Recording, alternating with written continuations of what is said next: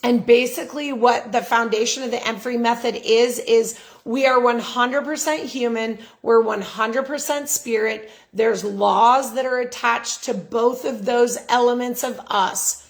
And what the system does is it allows us to see, am I too much in my human law? Am I too much in my spiritual law? Right? Because if we look at the law of reaping and sowing, we can say when I take a apple seed, I put it in the ground and it grows an apple tree. That's very much in my human being aware of what I'm planting, what I'm growing, right? But when we look at the law on the spiritual side and we go the law of attraction, okay, well, it's like reaping and sowing, but there's nothing tangible in order to know how it works, right?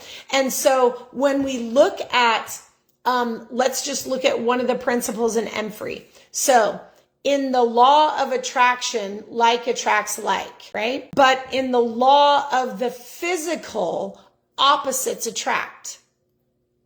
Here's what's interesting. So let's look at just what we already talked about with wealth consciousness, right? If my wealth consciousness is full, right?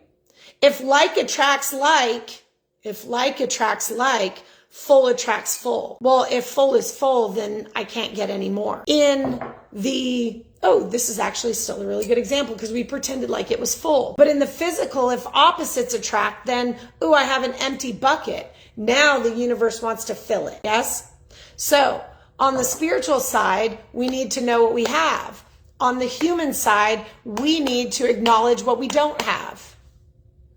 That's ridiculous riches. But how do we integrate the two, right? And that is the all-encompassing of the pillar number one, that external, right? The external of knowing myself, that's kind of that physical piece. Then there's the second pillar of the expansion of wealth consciousness. That's very much the ethereal part, right? And then we need a system to bring the two together. And again, lots of systems out there that can aid you in that. We just happen to use the Emphory Method, and we love it, and we have great results with it. I call it a GPS for life.